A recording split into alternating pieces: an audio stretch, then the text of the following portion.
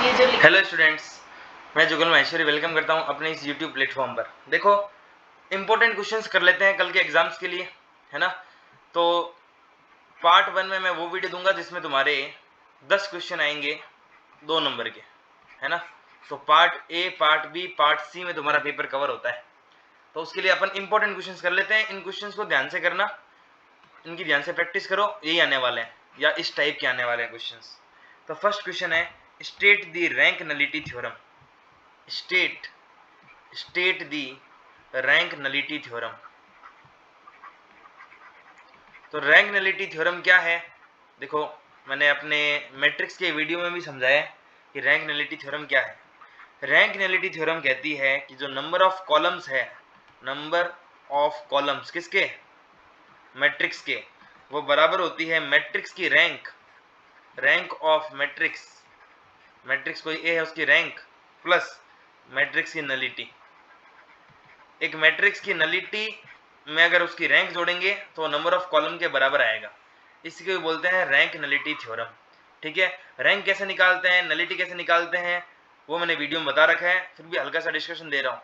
एक मैट्रिक्स है, अगर इस मैट्रिक्स का डिटर्मिनेंट मान लो 3/3 की है, इस मैट्रिक्स का डिटर्मिनेंट अगर 0 आ गया तो इस मैट्रिक्स की रैंक 3 नहीं हो सकती।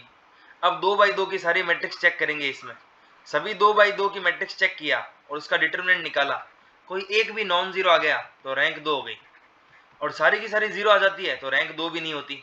फिर एक एलिमेंट लेंगे और एक मैट्रिक्स का डिटर्मिनेंट कभी भी 0 नहीं आ सकता, इसका मतलब रैंक फिर क्या हो जाएगी? 1। ठीक है क्या? अब नलिटी कैसे निकालेंगे?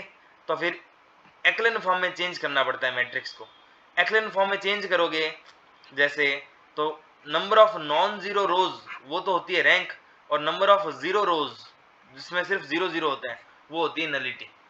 तो मान लो एक 3/3 मैट्रिक्स है, तुमने इसकी रैंक निकाल ली 2, इसका मतलब नंबर ऑफ नॉन जीरो रोज 2 है। अगर नॉन जीरो रोज 2 है तो फिर एक जीरो रोज होगी, उसको बोलेंगे नलिटी। तो 2 रैंक है और एक नलिटी है, टोटल 3। 3/3 में टोटल कॉलम भी कितने होते हैं? 3। ठीक है। सेकेंड इंपॉर्टेंट क्वेश्चन क्या है? Define orthogonal matrix. Define orthogonal matrix. अब ऑर्थोगोनल मैट्रिक्स क्या होती है? सीधी सी बात है, अगर किसी मैट्रिक्स का ट्रांसपोज और उस मैट्रिक्स की multiply A into A transpose अगर आइडेंटिटी मैट्रिक्स के बराबर आ जाए तो वो ऑर्थोगोनल मैट्रिक्स होगी। या फिर इसको ऐसा भी कह सकते हैं कि दोनों तरफ अगर ए इनवर्स से मल्टीप्लाई कराऊं मैं, दोनों तरफ अगर ए इनवर्स से मल्टीप्लाई कराऊं तो ए ट्रांसपोज बराबर क्या आ जाएगा? A inverse. इनवर्स की आइडेंटिटी मैट्रिक्स से मल्टीप्लाई कराएंगे तो वही मैट्रिक्स आएगी, ए इंटू इनवर्स आई हो गया, तो ए ट्रांसपोज बराबर ए इनवर्स। तो ऑर्थोगोनल मैट्रिक्स क्या है? ए इंटू ए ट्रांसपोज आई आ जाना चाहिए। This is the orthogonal matrix. Question number 3, right the integrating factor, write the integrating factor of the following differential equation 1 plus y square dx, 1 plus y square dx बराबर tan inverse y minus x dy। हमें integrating factor निकालना है इस question का। अब integrating factor निकालने के लिए हमें पता होना चाहिए कि जो लीनियर डिफरेंशियल इक्वेशन होती है उससे ही इंटीग्रेटिंग फैक्टर फाइंड होता है। अब लीनियर डिफरेंशियल इक्वेशन ये किस में है, x में है कि y में है, वो चेक करना पड़ेगा। तो चेक करते हैं यार। एक काम किया, 1 प्लस वाई स्क्वायर में इसका डिवाइड दिया, tan inverse y minus x बराबर आ गया dy बाई dx। ओके, तो देखो नहीं बन रही है, देखो y की पावर 2 है, मतलब y में तो लीनियर नहीं है, मतलब जरूर x में लीनियर है। तो एक काम करते हैं, dy का डिवाइड इसमें दे देता हूं और 1 प्लस वाई स्क्वायर को उधर ले जाता हूं। तो dx अपॉन dy, ढंग से देखना, dx में मैंने dy का डिवाइड दे दिया, बराबर क्या है? बराबर है tan inverse y minus x. इसमें किसका डिवाइड आएगा? 1 प्लस वाई स्क्वायर का। ओके, अब अलग अलग डिवाइड करो, तो dx अपॉन dy बराबर क्या होगा? tan inverse y upon 1 plus Y square minus x बटा 1 प्लस वाई स्क्वायर। माइनस वाले को इधर लेके आओ, तो dx अपॉन dy क्या आ गया, ये आ गया dx अपॉन dy आ गया प्लस का क्या x बटा 1 प्लस वाई स्क्वायर, इसको यूं लिख दूं 1 upon 1 plus Y square into x. क्यों लिख रहा हूं समझ में आएगा तुम्हें अभी। और tan inverse y upon 1 plus Y square. ढंग से देखो, ये लीनियर डिफरेंशियल इक्वेशन है इन x। कैसे पहचान में आ रही है, देखो ये dx बटा dy प्लस कुछ y का फंक्शन इंटू x बराबर कुछ y का फंक्शन है ना। अपन ने जो पढ़ा था चैप्टर 2 की फर्स्ट वीडियो में dy by dx plus x का फंक्शन इंटू y बराबर qx। ये लीनियर डिफरेंशियल इक्वेशन है y में, क्यों है, y की पावर 1 है और इसकी पावर भी 1 है। ये लीनियर डिफरेंशियल इक्वेशन है x में, क्यों है, x की पावर 1 है और dx अपॉन dy की पावर भी कितनी है, 1 है। अगर ये x में लीनियर डिफरेंशियल इक्वेशन है तो यहाँ से पी वाई हमें पता है क्या है, comparison 1 upon 1 plus Y square, x का कोफिशिएंट ये पी वाई। और क्यू वाई क्या है, क्यू वाई है tan इनवर्स y बटा 1 प्लस वाई स्क्वायर। इस क्वेश्चन में पूछा है इंटीग्रेटिंग फैक्टर। इस इक्वेशन का इंटीग्रेटिंग फैक्टर होता था e की पावर इंटीग्रेशन px dx। इसका क्या हो जाएगा, इसका हो जाएगा e की पावर इंटीग्रेशन py dy। कोई दिक्कत तो नहीं है। अगर x में लीनियर डिफरेंशियल इक्वेशन है तो इंटीग्रेटिंग फैक्टर होगा e की पावर इंटीग्रेशन ये जो भी है x का कोफिशिएंट py dy। तो व्हाट इज py है अपने पास integration 1 upon 1 plus Y square dy, 1 upon dx बटा X square plus A square. इसका इंटीग्रेशन होता था 1 by A tan inverse x by A. यहाँ पर a 1 है तो e की पावर 1 बाई ए यानी 1, फिर tan inverse x by A, यहाँ पर y है तो y बाई 1।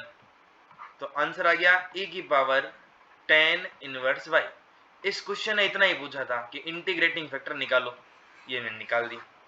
अगर ये क्वेश्चन पूछता है नहीं इसका सॉल्यूशन भी चाहिए तो देखो dy by d x plus p x into y बराबर क्यू एक्स। इसका सॉल्यूशन क्या होता था y इंटू आई एफ बराबर integration q x into I F d x. इस बार इक्वेशन x में है तो क्या होगा x इंटू आई एफ बराबर integration q y into integrating factor d y. तो x आई एफ कौन है, e की पावर tan इनवर्स y बराबर क्यू वाई कौन है, q y 1 upon tan inverse y बटा 1 प्लस वाई स्क्वायर। तो tan इनवर्स y बटा 1 plus Y square. Integrating factor कौन है, e to the power tan inverse y और dy। समझ रहे हो क्या। फिर इंटीग्रेशन करके सॉल्व करना पड़ता है। तो इसका इंटीग्रेशन करने के लिए tan इनवर्स y को t मान लो यार, तो फिर 1 upon 1 plus Y square d क्या हो जाएगा dt। तो x into e to the power tan inverse y बराबर इंटीग्रेशन, देखो tan इनवर्स y को तो t मान लिया तो t 1 upon 1 plus Y square d हो गया dt। तो ये 1 अपॉन 1 प्लस वाई स्क्वायर और ये dy ये हो गया dt और ये e की पावर में t dt। अब u इंटू वी लगा दो इसमें, u इंटू वी। तो u इंटू वी लगाओ या फिर देखो एक ये ट्रिक है, u को रखा और फर्स्ट फंक्शन है और सेकंड फंक्शन है, फर्स्ट को तो सीधे सीधे रख दो, दूसरे का इंटीग्रेशन करके रखो, e की पावर t का इंटीग्रेशन e की पावर t। फिर फर्स्ट का डिफरेंशिएशन करो, t का डिफरेंशिएशन 1, इसका इंटीग्रेशन करो e की पावर t का e की पावर t। फिर फर्स्ट का डिफरेंशिएशन 0 तो 0 इंटू कुछ भी फिर 0, प्लस माइनस प्लस ये ऐसे चलते हैं, प्लस कुछ कांस्टेंट कर दो। तो x into e to the power tan inverse y बराबर क्या होगा t e की पावर t माइनस e की पावर t, t e की पावर t माइनस e की power t plus c। t की वैल्यू रख दो यार tan इनवर्स y। तो x into e to the power tan inverse y बराबर tan inverse y into e to the power tan inverse y minus E to the power tan inverse y और plus का c। चाहो तो e की power tan inverse y से divide कर दो तो x बराबर आ गया tan inverse y e to the power tan inverse y से e to the power tan inverse y cut गया, इससे भी कट गया, यहाँ पर भी कट गया 1 प्लस c बटा में e to the power tan inverse y ऊपर आया तो माइनस का tan इनवर्स y। ये आ गया सॉल्यूशन। फिलहाल इस क्वेश्चन में इंटीग्रेटिंग फैक्टर पूछा था तो मैंने बता दिया, हो सकता है कि बड़े वाले क्वेश्चन में सॉल्यूशन आ जाए तो इसको ढंग से देखना। Next question important, write the, next important question है write the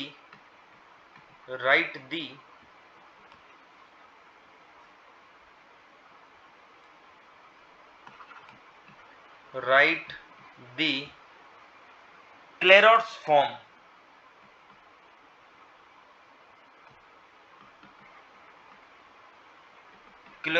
form, of ordinary differential equation. कह रहे कि भाई क्लेरॉट्स फॉर्म निकालनी है आपको ऑर्डिनरी डिफरेंशियल इक्वेशन की। ओके यार, तो देखो जो ये क्लेरॉट्स फॉर्म है या इक्वेशन है, ये फर्स्ट ऑर्डर डिफरेंशियल इक्वेशन की कोई स्पेशल टाइप ऑफ इक्वेशन। इसमें कहा है कि फॉर्म लिख लो बस, तो फॉर्म होती है इसकी y बराबर x of dy by d x plus f of dy by d x. याद रखनी है तुम्हें, या इसको यूं भी लिखते हैं कि dy बाई डी एक्स को p मान लेते हैं यहाँ पर, तो ये आ गया y बराबर x P plus F of P. ये इसकी क्या है, क्लेरॉट्स फॉर्म की इक्वेशन है। ठीक है क्या, थोड़ा और देख लो भाई, इसमें दो चीजें होती हैं, एक तो होता है जनरल सॉल्यूशन और इसमें होता है एक ये तुम्हारा सिंगुलर सॉल्यूशन। भाई इस क्वेश्चन का आंसर हो गया है, इसने यहाँ तक ही पूछा था कि भाई क्लेरॉट्स फॉर्म लिखो, मैंने लिख दी। मैं तुम्हें एक्स्ट्रा बता रहा हूँ, हो सकता है पेपर में थोड़ा आ जाए, तो सिंगुलर सॉल्यूशन। ठीक है क्या, तो ये दो टाइप की होती है।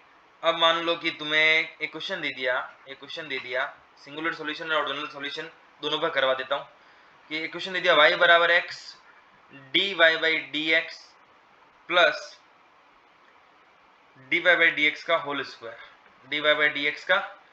स्क्वायर, तो जनरल सॉल्यूशन लिख रहा हूँ। तो जनरल सॉल्यूशन में क्या करते हैं, p को कांस्टेंट मान लेंगे। p क्या था, dy बाई डी एक्स क्या था, p। तो जनरल सॉल्यूशन में p को कांस्टेंट ले लो और y बराबर क्या हो जाएगा, xp प्लस पी स्क्वायर। ये हो गया इसका जनरल सॉल्यूशन। अब जनरल सॉल्यूशन के बाद हमें करना है सिंगुलर सॉल्यूशन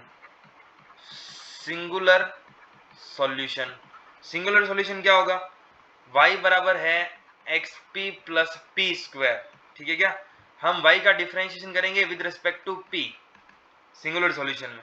तो p के रेस्पेक्ट में किया तो p तो कांस्टेंट है, क्या बचा ओनली x, सॉरी p के रेस्पेक्ट में किया ना, तो p के रेस्पेक्ट में करेंगे तो देखो xp ये है विद रिस्पेक्ट टू p, तो p के रेस्पेक्ट में x कांस्टेंट है तो x बाहर आ गया, dp बाई dp 1 हो गया, तो ये क्या हो गया x प्लस p के रेस्पेक्ट में किया है तो p की स्क्वायर का डिफरेंशिएशन क्या हो गया 2p। ठीक है ना, सिंगुलर सॉल्यूशन में p को कांस्टेंट नहीं मानेंगे, बस वो जनरल सॉल्यूशन में मानेंगे p को कांस्टेंट। सिंगुलर सॉल्यूशन में तो p के रेस्पेक्ट में डिफरेंशिएट किया है, मतलब p वेरिएबल है, तो x प्लस 2p। अब यहाँ से y का मैंने p के रेस्पेक्ट में किया है ना, ठीक है। अब तुम x प्लस 2p को 0 के इक्वल रख देना, जैसे ही x प्लस 2p डिफरेंशिएशन को 0 के बराबर रखोगे, x की वैल्यू आ गई माइनस का 2p। ओके, हमने x फाइंड कर लिया भाई। अब इस x को रख दो y में, तो y बराबर ये x की वैल्यू मैं y में उठा के रख रहा हूँ, ये y में रख रहा हूँ, तो y है xp प्लस पी स्क्वायर, तो x की जगह है minus 2p into P plus P square. Minus 2p square plus P square कितना हो गया, ये हो गया minus 2p square plus P square, ये हो गया माइनस का p स्क्वायर, तो y आ गया माइनस p स्क्वायर। अब what is the value of p, अगर ढंग से देखो तो यहाँ से देखो, यहाँ से p की वैल्यू है माइनस एक्स बाई टू, तो p की value minus x by two है, तो p की value minus x by two रख दी, तो ये आ गया y बराबर minus x square by 4, y equal to minus x square by 4। ये है अपना सिंगुलर सॉल्यूशन, इसको बोलते हैं सिंगुलर सॉल्यूशन, और जो पहले था वो क्या था, general solution. Next important question number 5। Question number 5 है solve d square minus 3d plus 2 d square minus 3d plus 2 into y बराबर e to the power x, d square minus 3d plus 2 into y बराबर e to the power x।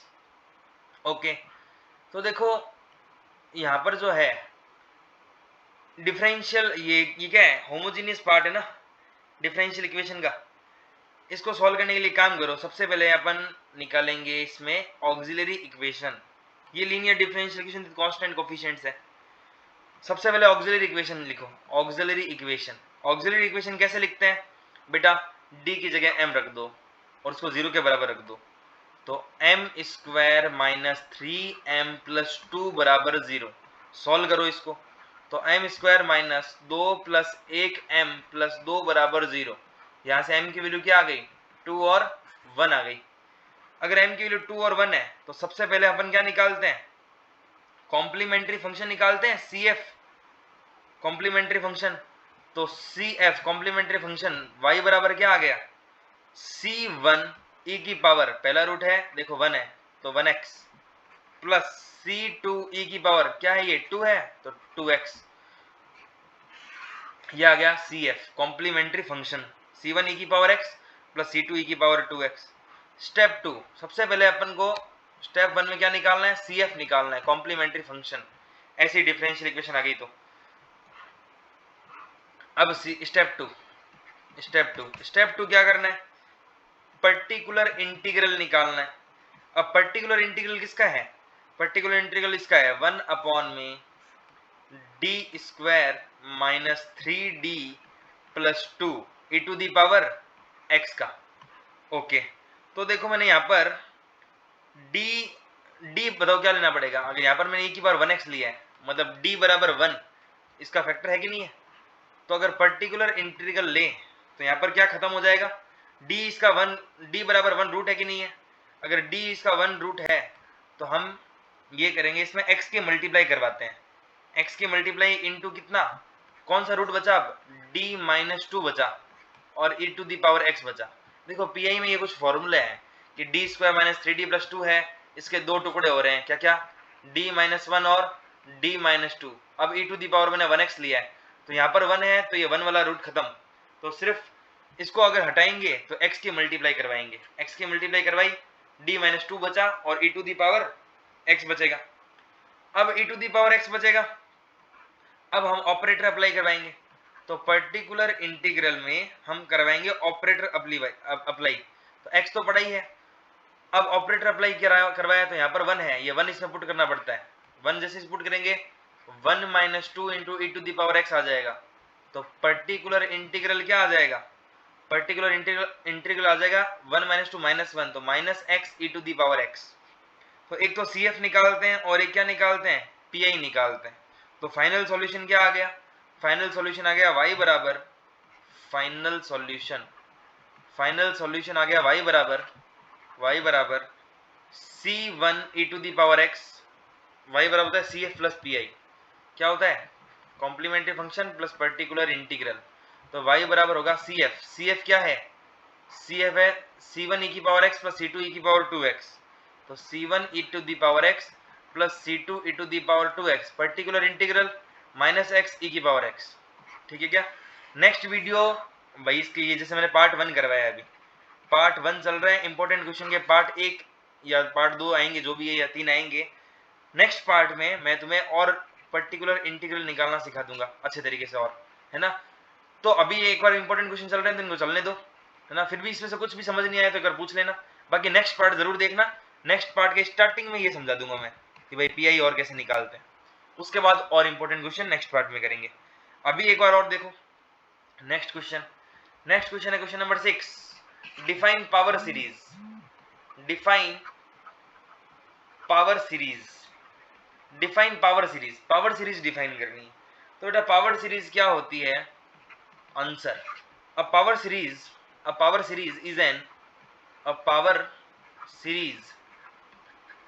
is an infinite series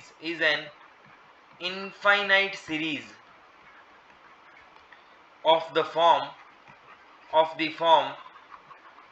sigma n बराबर 0 से infinite an x minus c की power n। बेटा ये power series is an infinite series of form, इस infinite series की format को ही बोलते हैं पावर सीरीज। यहाँ an क्या है बेटा, an है coefficient of nth term, coefficient of nth term. x क्या है, सीधी सी बात है, वेरिएबल है x, तो है ना, ये तो सबको पता है। c क्या है, centre of the series, series का सेंटर है। जनरली सेंटर क्या होता है, 0 होता है, तो सीरीज का सेंटर है ना, जनरली 0 लेते हैं। और x minus c to the power n, इसको बोलते हैं पावर ऑफ x। ओके, इस जैसे मान लो सेंटर 0 हो गया, है ना, ये स्पेशल केस लिया कि सेंटर 0 पे ही है पावर सीरीज। अगर 0 सेंटर हो गया तो फिर सीरीज क्या हो गई, सिग्मा n बराबर 0 से infinite A N, x minus सी था ना, c की जगह 0 रख दिया तो x की पावर n आ गया, x to the power n। कोई एग्जांपल दो पावर सीरीज का, तो ये देखो ज्योमेट्रिक सीरीज ले लेते हैं, जीपी की इनफाइनाइट टर्म।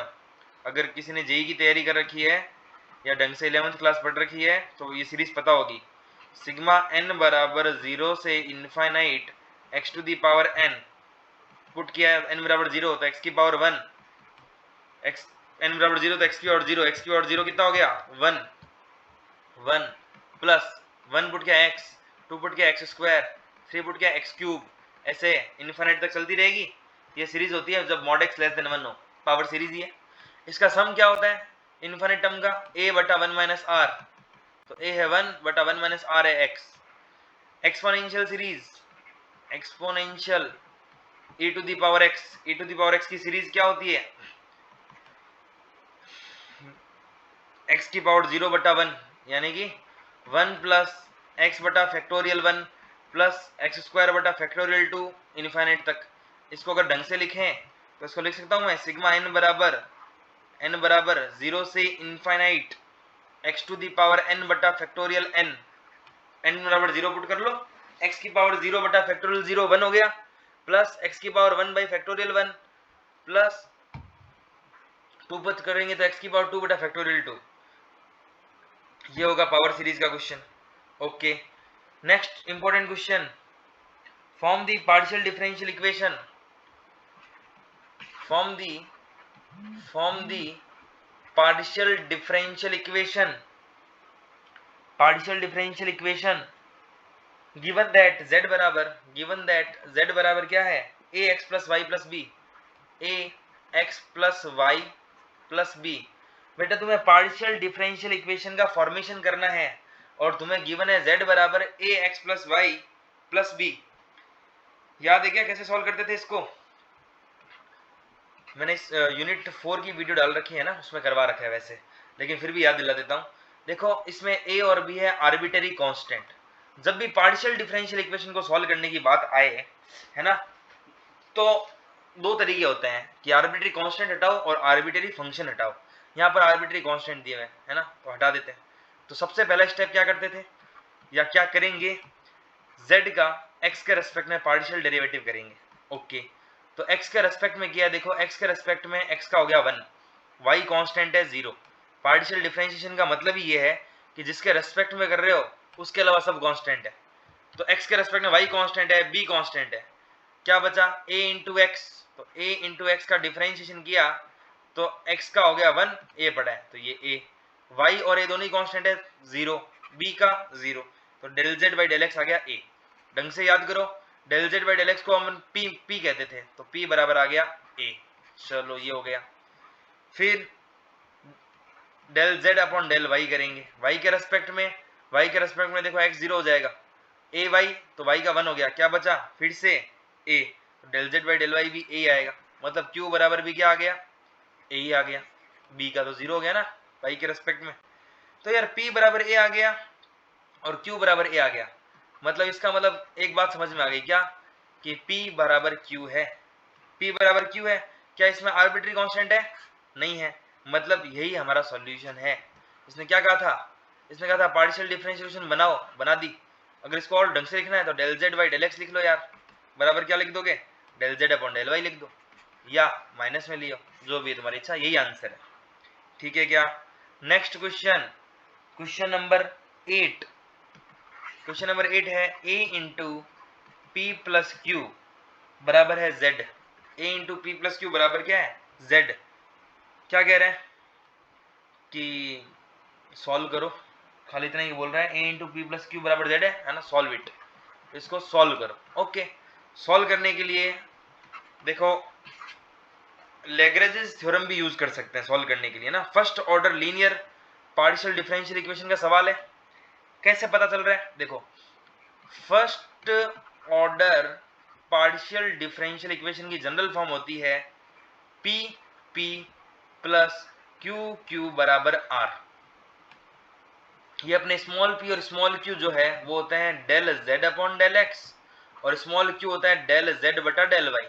अच्छा, तो ये आपको कैसे पता लगा सर कि ये यही है? देखो इसको मल्टीप्लाई करो, A P plus A Q बराबर जेड, तो इसके जैसी तो है। देखो ये P p plus q q बराबर आर, कंपेयर किया, कैपिटल पी कितना आ गया ए, कैपिटल पी आ गया ए, कैपिटल क्यू कितना आ गया, कैपिटल क्यू आ गया वो भी ए, और कैपिटल आर क्या आ गया जेड।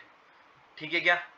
तो सॉल्व कर लेते हैं फिर यार, ये स्टेप वन दे दो इसको। स्टेप वन तो ये था। सॉल्व करने के लिए क्या करें? लैग्रेंजेस यूज कर लूं, लैग्रेंजेस इक्वेशन। लैग्रेंजेस इक्वेशन क्या होती है? लैग्रेंजेस इक्वेशन, लैग्रेंजेस इक्वेशन होती है dx बट्टा p बराबर dy बट्टा q बराबर dz बट्टा r। ओके, तो dx बटा p, तो dx बटा p बेटा a है, dy बटा q, q क्या है बेटा? q है स्मॉल a, और dz बटा r कितना है? r है z। अब पहले इन दो को सॉल्व कर लो यार, फर्स्ट टू। तो स्टेप थ्री, फर्स्ट टू को सॉल्व किया, लिख दो भले फर्स्ट टू। तो फर्स्ट टू को सॉल्व किया तो dp बट्टा a बराबर dy बट्टा a, यही तो है। तो a से कट गया यार, dp नहीं, dx बट्टा p ना, dx बट्टा a बराबर dy बट्टा a। तो x a से तो ये कट गया, तो dx बराबर dy बचा, बोथ साइड ने इंटीग्रेशन कर दिया, यानी क्या बचा? x बराबर y प्लस कुछ कांस्टेंट c1 मान लिया, तो x माइनस वाई बराबर कुछ कांस्टेंट, इसको ध्यान रखना, जो फर्स्ट कांस्टेंट की वैल्यू निकली है। अब फर्स्ट एंड थर्ड सॉल्व कर लो, फर्स्ट एंड थर्ड रेशियो। तो पहला रेशियो क्या है? dx बट्टा a, और थर्ड रेशियो क्या था? dz बट्टा z। ओके, सॉल्व करो। तो यहाँ पर एक काम करते हैं अपन कि बोथ साइड इंटीग्रेशन ही कर देते हैं।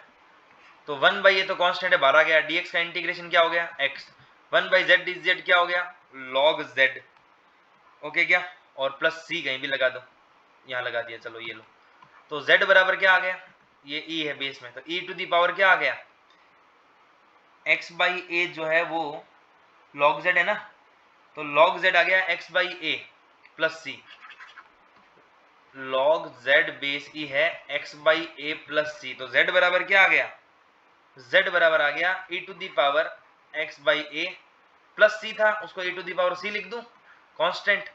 अब उस कांस्टेंट की जगह, इस कांस्टेंट की जगह अपन वो लिखेंगे फंक्शन ऑफ क्या? फंक्शन ऑफ ये x माइनस वाई, इस कांस्टेंट की जगह। तो ये आ गया e to the power x by a और function of x minus y. अगर ये नहीं आया तो मैंने लैग्रेंजेस थ्योरम की वीडियो डाल रखी है, और उसको वॉच कर लो, समझ में आ जाएगा। ठीक है क्या? देखो वन शॉट है तो मैं एक क्वेश्चन ही करवा सकता हूँ सब पे। नेक्स्ट, ये कौन सा था? 8 करा दी ना, 9 number question. Question number 9, del 2u by del x square, del 2u by del x square plus del 2u by del y square, del 2u by del y square plus del 2u by del z square by del z square बराबर 0। कह रहा है classify करो इस equation को। इस equation को classify तो कर देंगे, पर पहले कुछ एक्स्ट्रा नॉलेज ले लो, ताकि इसके अलावा भी कुछ आए तो सॉल्व कर सको पेपर में। तो a del 2u upon del x square plus b del 2u upon del y square plus c del 2u upon del z square, है ना, प्लस कुछ लोअर ऑर्डर टर्म्स भी आ सकती है, बराबर 0। ठीक है क्या? अगर ऑल कोफिशिएंट सेम होते हैं, a बराबर b बराबर c बराबर 1, तो a भी 1 है, b भी 1 है, और c भी क्या है 1, तभी तो ये इक्वेशन बन रही है del 2u by del x square plus del 2u y by del y square plus del 2u by del z square, del 2u by del z square. अगर सारे के सारे कोफिशिएंट सेम हैं तो बेटा इसको बोलते हैं लाप्लास इक्वेशन। क्या बोलते हैं इसको? Laplace equation. और क्या बोलते हैं? Elliptical partial differential equation. Elliptical partial differential equation. तो कैसे करेंगे इनको कि भाई वेरीफाई, हमें कैसे पता कैसे करेंगे? देखो मेरी बात सुनो, अगर a d two you by d x square plus b two b into del two you by del x del y plus c del two you by del y square बराबर 0, second order partial differential equation है। हम d निकालेंगे b square minus ए c से, ठीक है क्या? B square minus ए c से निकालेंगे d। अगर d 0 से छोटा आ गया तो इलिप्टिकल जो कि ये है। d अगर 0 के बराबर आ गया तो पैराबोलिक और d अगर लेस देन 0 आ गया तो हाइपरबोलिक बनेगा। समझ गए क्या? तो फिलहाल तो इसके सारे कोफिशिएंट इक्वल है, तो ये लाप्लास इक्वेशन है और इलिप्टिकल है ना। इसका d देख लो, B square minus 4ac B 1 minus ए सी 1 इंटू 1। अच्छा यहाँ पर 2b नहीं है, उसके हिसाब से नहीं है ना, फिर 4ac से होगा ये। खैर, अगर तीनों कांस्टेंट इक्वल है तो उसको क्या बोलेंगे? लाप्लास इक्वेशन, है ना। बी स्क्वायर माइनस ए सी में यहाँ पर ये 2b होना चाहिए, मतलब इस फॉर्मेट में होनी चाहिए इक्वेशन। तो ये इक्वेशन अलग से ध्यान रखना तो, है ना। ये इक्वेशन आती है तो d होगा बी स्क्वायर माइनस ए सी। ध्यान से देखो, पहला एक्स स्क्वायर है, दूसरा वाई स्क्वायर है और तीसरा क्या है? डेल एक्स डेल वाई है। और इसमें तो तीनों एक्स वाई और जेड है। तो ये भी ध्यान रखना कि लाप्लास इक्वेशन किसको कहते हैं। ओके, अब नेक्स्ट क्वेश्चन है, right the dimensional wave equation. Right the one dimensional wave equation. One dimensional wave equation. अब वन डायमेंशनल वेव इक्वेशन क्या होती है? देखो भाई, जो वन डायमेंशनल वेव इक्वेशन होती है,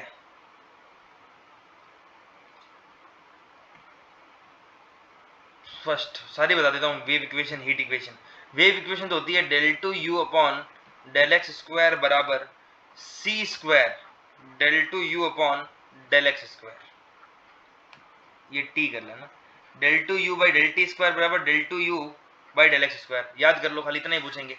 ये वन डायमेंशनल वेव इक्वेशन लिखो तो वेव इक्वेशन होती है del two you by del T square बराबर C square del two you by del x square. ठीक है क्या? ये वन डायमेंशनल वेव इक्वेशन होती है। इसका जो d है वो 0 से बड़ा आएगा, 0 से बड़ा आएगा। इसका मतलब d 0 से बड़ा है तो क्या होता है? हाइपरबोलिक। सेकंड और लिखवा देता हूँ यार तुम लोगों को, हीट इक्वेशन। इस बार हो सकता है पेपर में हीट इक्वेशन आ जाए। तो हीट इक्वेशन क्या है? हीट इक्वेशन होती है del u upon del t बराबर k del two you by del x square. ये बेटा हीट इक्वेशन है। हीट इक्वेशन में d कितना होता है बेटा? 0 होता है। अगर d 0 है तो क्या होता है? पैराबोलिक। तो तीन चीजें पता लग गई अपन को। वेव इक्वेशन हाइपरबोलिक होती है, d 0 से बड़ा होता है। हीट इक्वेशन में d 0 होता है, पैराबोलिक। और लाप्लास इक्वेशन में d लेस देन 0 होता है और इलिप्टिकल होती है। है ना, पार्शियल डिफरेंशियल टाइम इलिप्टिकल होता है। तो ये मैंने इंपॉर्टेंट 10 क्वेश्चन करवाए हैं, 2 नंबर के, है ना। कुछ भी आ सकता है इसमें से, बाकी नेक्स्ट वीडियो। तो इसमें इतना ही करते हैं। Thank you.